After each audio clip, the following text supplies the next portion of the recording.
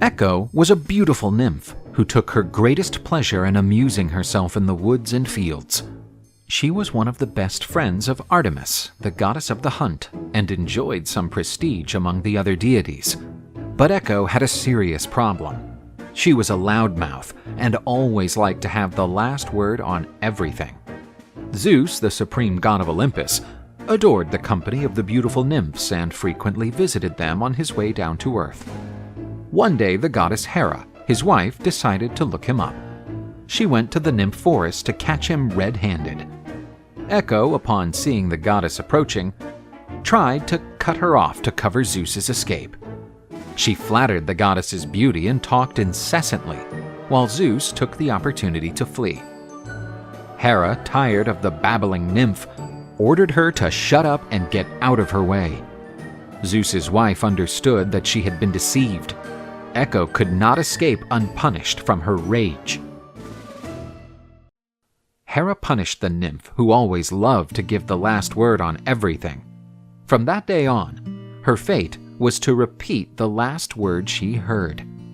Echo went on to wander sadly through the woods until the day she came across the most beautiful man she had ever seen. She fell in love immediately, but she knew that she had no way to express her love.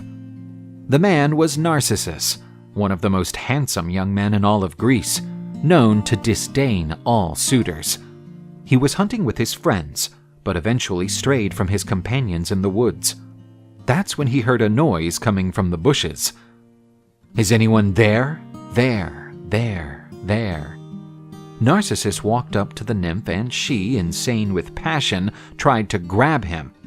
He pushed her away and said, "Let go of me. I don't want you. I want you. I want you." Narcissus ran away and left the lonely nymph behind. After being snubbed by Narcissus, Echo wandered through the woods and stumbled upon a group of nymphs who had also been discarded by the boy. Unlike Echo, who had accepted her sorry fate, they cried out to Nemesis, the goddess of vengeance, to punish the young boy who had scorned them. The goddess heard their prayers and decided to punish Narcissus, so that he could learn what it was like to be unrequited in love.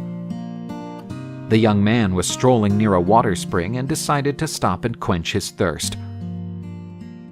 As he knelt down, he saw his reflection in the water and understood why all the women threw themselves at his feet. But he would fall in love with his own image. He attempted to touch the face of his reflection, but it vanished when he did. "Why do you run away from me? You smile at me and then despise me." Echo, in hiding, watched everything. Narcissus spent days contemplating his own image. Narcissus stopped eating and started to wither, but he did not stop contemplating his own beauty. Up until the day he fell into the water trying to grasp his reflection. Due to his weakness, he ended up drowning. His spirit was taken to the world of the dead. There he contemplated his own image in the waters of the Acheron River while the boatman made his crossing. A beautiful flower grew where Narcissus's body had been buried. The nymphs named these flowers after Narcissus.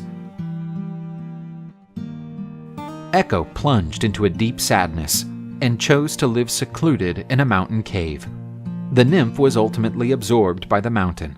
But whenever Echo is called upon, she comes forward to give the last word.